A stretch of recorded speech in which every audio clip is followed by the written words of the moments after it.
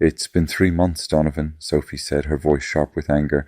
"I don't understand how you can't find her inside a single building after 3 months." "Sophie, you need to understand." Ilara walked out the fire escape and left. She wasn't in the building. The argument, repeated for 3 months, continued without breaking its routine. The words, Sophie's anger, her insistence, and Ilara's continued absence, it was all the same. "What about the list I found?" "Huh? Who gives their employees a list like that? What's your answer to that?" "The same thing I said before. It's something of unknown origin and purpose. It's clearly not company property." Sophie repeated, furious. "Doesn't the logo prove it?" "It's not the company's logo. Why do you keep repeating things you already know?" "Because you people aren't finding anything. These are the only clues we have," Sophie said, seething. Her heart was pounding, her voice trembled with rage, and her eye had started to twitch. "Look, Sophie, your sister's recording talks about non-existent floors, strange smells, and noises that weren't there. A kind of hysterical fit, or something else. You know that certain mental illnesses can be hereditary in a family." With those words, Donovan had recklessly stepped into the lion's den. The color of Sophie's face turned red so quickly that if she'd seen it in a mirror, she would have worried for herself. "Don't you dare! Don't you dare bring my mother's illness into this to try and cover up your own incompetence." "Sophie Grace, you're speaking to a detective." Sophie saved Donovan the trouble, ending the conversation with a choice curse and slamming the phone down in his face. Sophie threw herself into a chair at the kitchen table. Her legs, wide apart, had found a frantic rhythm, bouncing up and down. She stared through the window at the sliver of sky visible, her teeth clenched. As if a switch had been flipped, she suddenly straightened up and continued her research on her MacBook. Yellowstone instructions list. Close. Room 313. Weird instructions list. Close. Started a new job. They gave me a weird list. Close. Snake eating itself. Mythology. Infinity. Close. She began her daily ritual of searching for news on the Dawson archive. "Well, this is interesting," she said to herself. A headline caught her eye. "Man in psychotic break murders wife." The keywords included Caleb Goodwin and Dawson Archive. Caleb Goodwin, identified as the owner of the Dawson Archive, murdered his wife Clara Goodwin by stabbing her multiple times during a psychotic episode. Police, summoned by neighbors who heard the screams, arrived to find Caleb Goodwin under arrest. Clara Goodwin was reported to have died at the scene. It has been learned that Caleb Goodwin has been committed to the Cedar Hill Psychiatric Institute. "So you killed your wife, huh, Goodwin, you low-life piece of shit," Sophie muttered. "Did you do the same thing to Ilara?" she screamed, hurling her glass against the wall. With the outburst came visions of Ilara's possible suffering. She sank to the floor, hissing with a suppressed rage. "You're getting what you deserve, Goodwin." Sophie pulled on her raincoat and went out. Under the hood, she watched her own feet and the splash of raindrops on the thin layer of water covering the ground, walking with a brisk pace. She looked up at the traffic lights on the crowded street. As she passed by what used to be Ilara's favorite pizzeria, her steps quickened. "I should check out the Institute on LinkedIn," she thought. "Maybe an old friend, an acquaintance, works there." She shuddered from the cold, hunching her shoulders against the wind, which was picking up. She didn't stop as she approached the complex. She continued walking on the opposite side of the street and found a cafe with a view of the Institute. Employees probably come here too, she reasoned. The cafe was small, decorated in brown tones with dominant yellow lighting, and didn't have many tables. Though it was quite crowded for its size, Sophie managed to get a coffee and find a place to sit. "When you were a free man, Goodwin, you refused to see me. Maybe this time you'll have things you want to talk about," she thought, watching the hospital from a distance. "Sophie, welcome. How long has it been?" You know exactly how long, Richard, Sophie thought. A little over 2 years, Richard. How are you? Doing great. Listen, I heard what happened to Ilara. I'm truly sorry. Is there anything I can do to help find her? Actually, Richard, there is. That's why I'm visiting you at work. Ignoring the surprise in Richard's eyes, Sophie pulled a piece of paper with a list of names from her bag. What's this? What kind of help are we talking about? Keep panicking when things get serious, Richard, Sophie said to herself.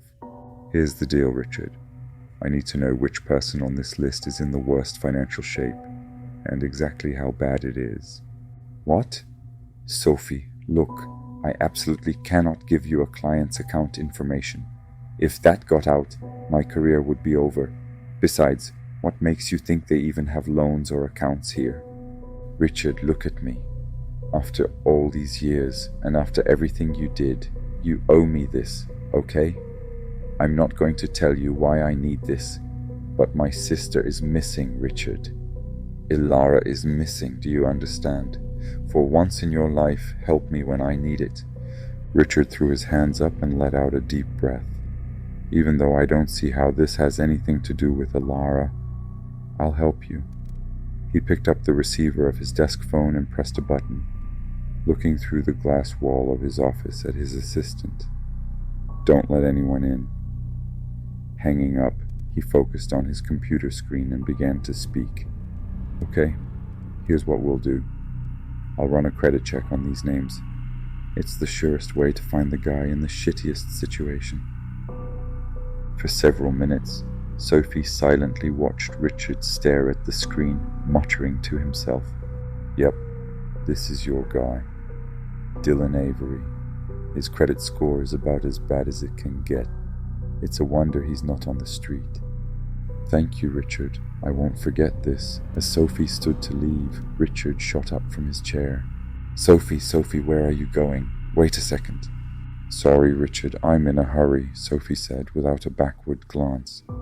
Leaving the bank, she was ready to set her plan in motion. Dylan Avery, she thought. I hope you're in as deep as Richard says, and I hope you're not afraid to take a risk.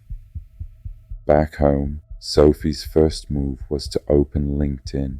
She pulled up Dylan's page and clicked on the message box. She'd been staring at the blinking cursor in the empty text field for a long time before she realized the only light in the room was coming from the screen. You need money, Dylan, and I need to see Goodwin. We should talk about this face to face, she thought. Hello, Mr. Avery. I have a job proposal for you that would include a significant payment. If you are interested, we could arrange a meeting to discuss the details, she wrote and sent it. After sending the message, Sophie kept staring at the screen. I'm not good at this sort of thing, she thought. She got up, turned on the light, and went to the kitchen to find something to tide her over for dinner. Just then, a notification pinged from her MacBook. She ran back to her room and stared at the screen. Ms. Grace, I believe there has been a mistake. I work in records at the Cedar Hill Psychiatric Institute. From your profile, I see you are a freelance illustrator. Our professions are quite different. I fail to see how we could work together on a job. Good, Sophie said. He's willing to engage. Mr. Avery, I assure you there is no mistake. If you're agreeable, I would prefer to explain the details in person. I can also guarantee that the fee I am proposing for this project will be to your satisfaction. Waiting for his reply, Sophie had completely forgotten her hunger. Damn it. Am I being too pushy about meeting in person? Maybe he figured out I'm asking for something illegal and got spooked. Maybe he thinks I'm an addict trying to steal drugs from the hospital. As she sat cross-legged on her bed, rubbing her arm in a spiral of pessimism, a new message from Dylan arrived. An hour later, just as she was about to lose hope, she saw the new notification and her heart leaped. I'm sorry, Miss Grace, but I cannot agree to a face-to-face meeting at this time. If you wish, you may send the details via message. One more wrong move and I lose him, she muttered. Sophie's neurons fired. Okay, I offered a job. He said no. He needs the money, but he probably thinks I'm a creep, so he won't meet. But he's still messaging because I mentioned money and he desperately needs it. All right then, my dear Dylan, let's steer our honest relationship onto a slightly different track. Mr. Avery, as you noted, I am an illustrator. The job I've recently taken on involves a horror game set in a psychiatric hospital. For this, I will need to consult with a hospital employee for assistance on certain matters. I am offering you $1,000 for this consultation. She sent the message and threw her hands up. Immensely satisfied, she reread her message with a smile. That was perfectly written, she thought. The new message didn't keep her waiting long. Of course, that sounds like a very exciting project. I hope you aren't firm on the fee. We could meet after my shift tomorrow to discuss the payment and other details. Yes, Sophie hissed, clenching her fists. Thank you for agreeing to meet, Mr. Avery. I will be waiting for you at Café La Clé, 1824 West Belmont Avenue, at 5:30 p.m. That's it, she thought. Now I can eat. When Sophie woke up, she was a bundle of excitement and nerves. She had to convince Dylan to break the law, but financing it was going to be extremely difficult. She checked her bank account again. $50,000. The number gave her a sliver of confidence, but it also terrified her when weighed against the magnitude of her request. Will it be enough? She wondered. Maybe Richard can help me get a quick loan? She stood in front of the mirror. I have to look good, she thought. She straightened her light brown hair, an off-the-shoulder blouse with a pleated skirt, a leather jacket over it, and low-heeled leather boots. That'll look nice, she said to herself. She had no tolerance for anything going wrong. She couldn't afford any mistakes. She was at the cafe half an hour early.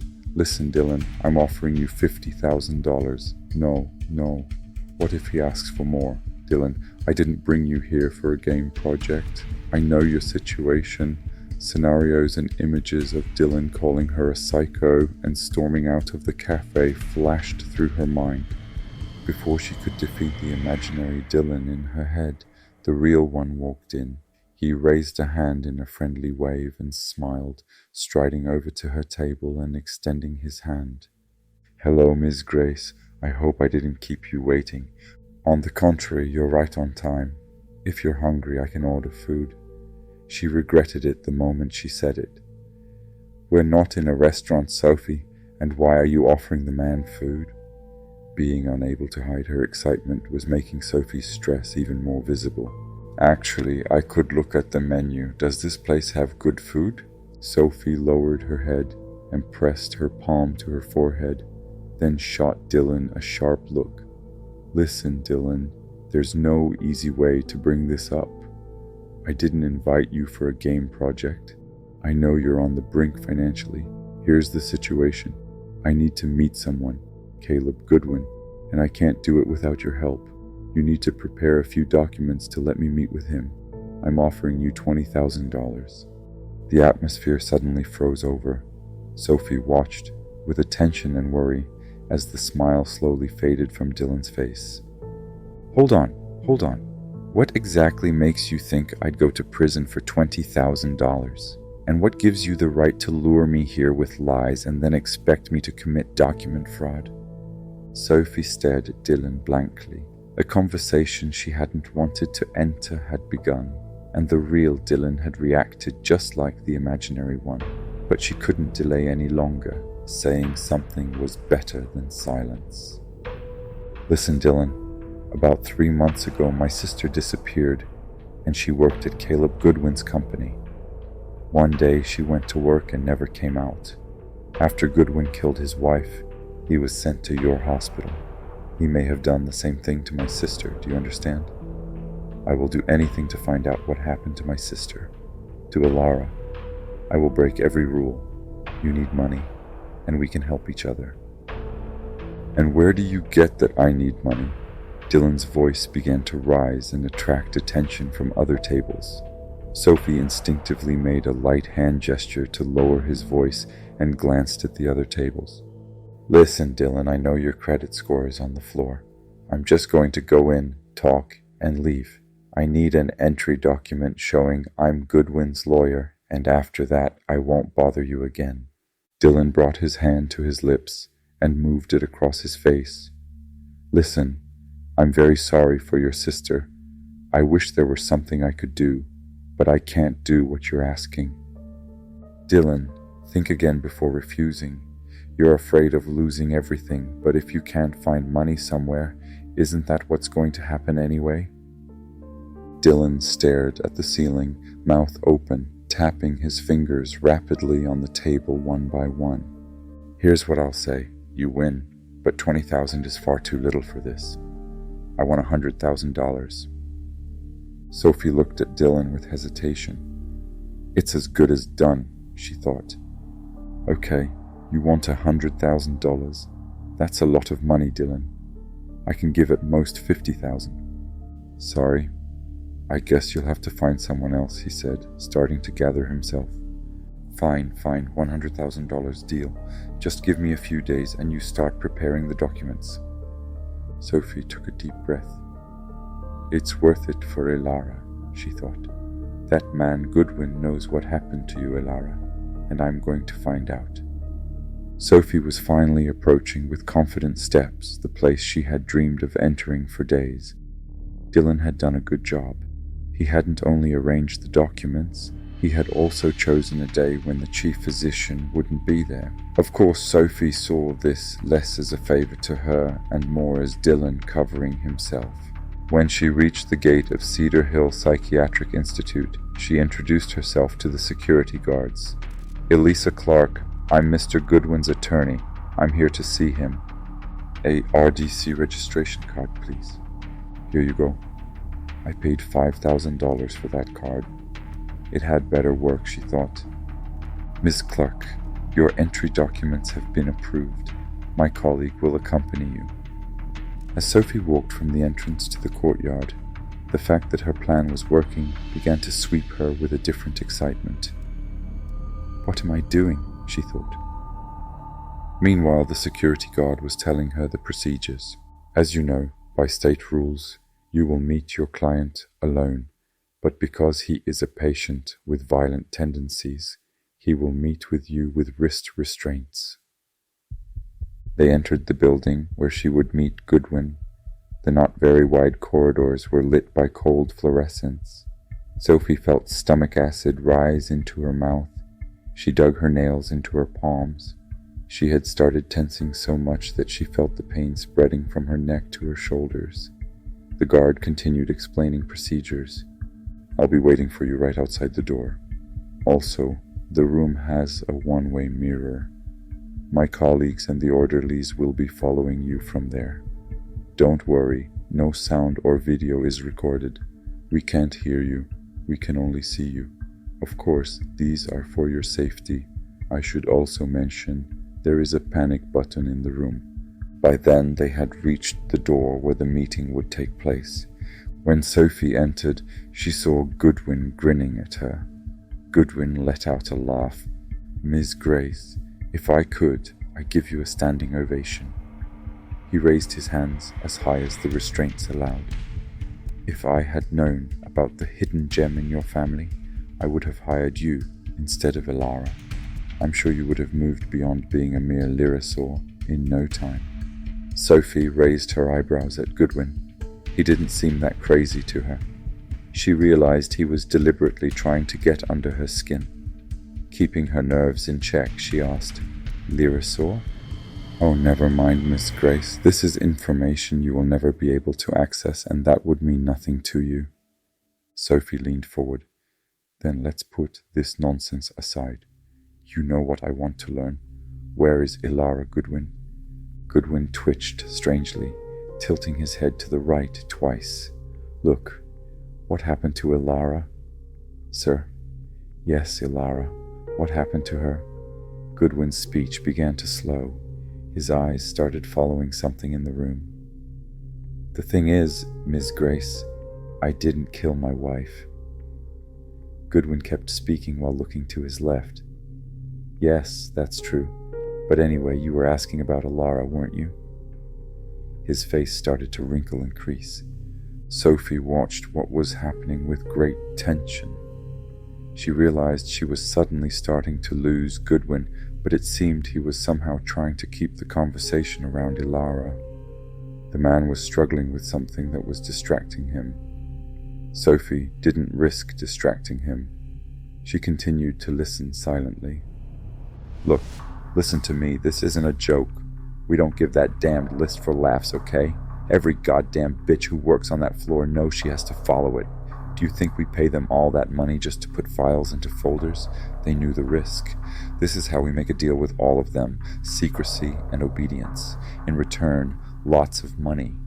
Had this vile bastard just called her sister a bitch? Sophie clenched her teeth, tightening her hands and feet.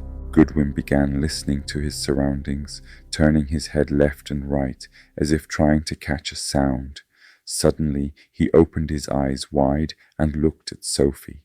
Then, as if trying to move his head with great force and to get rid of something, he began to strain. His face tightened, his color reddened, the veins in his neck and on his forehead swelled. His pupils moved helplessly right and left, involuntarily searching for an escape route. His head suddenly turned left, trembled, tried to correct itself, then bent down again. His torso, arms, and legs seemed to want to join this struggle, but the chair he was strapped to prevented it. Goodwin turned to Sophie with a sudden movement. The words coming out of his mouth were intelligible, but his lips didn't move at all. His mouth opened and closed the same way with each word. The only natural thing in this mess was the desperate search for help in his pupils, grown large with fear. "What is this disgrace, Goodwin? Mistakes like this can happen, right? It happens to everyone. Don't you know you can't work in places with anomalies, Goodwin? Everything was under my control. How can this woman get her hands on a company document? She wasn't part of the calculation. I can't know everything, think of everything, can I? If I hadn't come, what would you have told this woman? Go on, tell me. I swear nothing. I swear. We are everywhere. Have you forgotten?" Goodwin was moving his head left and right, up and down, as if addressing someone.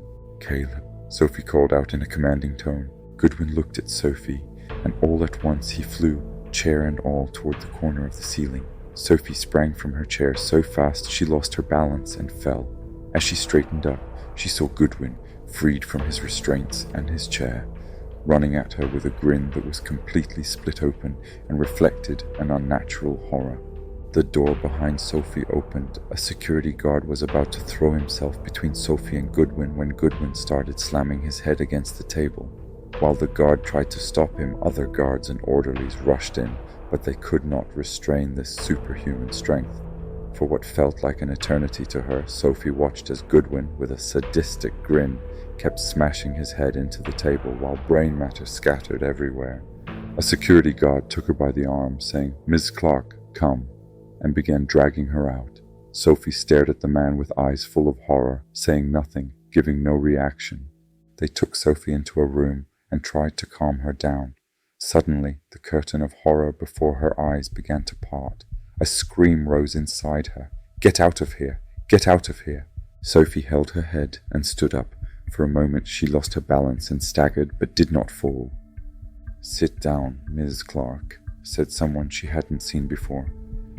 "Thank you, I have to go," she said. At that moment, her memory seemed unable to process new information. She was moving only by instinct, walking through a veil of fog. Act natural, get out. Act natural, get out. Act natural, get out. When she left the institute, she walked aimlessly in one direction. It felt to Sophie as if the guards saw her fall, they would lock her up there forever. When she thought she had gone far enough, she collapsed to the ground. She put her head in her hands. The events that had just happened were being processed into her brain piece by piece. Goodwin's flight, her entry into the institute, their calming her in the room, that demonic grin, the security guard dragging her. As she tried to put the events in a logical order in her mind, her phone rang. It was Donovan. She answered without thinking. "Sophie, entering a hospital with forged documents. Goodwin has been taken to intensive care. You're in big trouble. If the man dies, you'll be in even bigger trouble.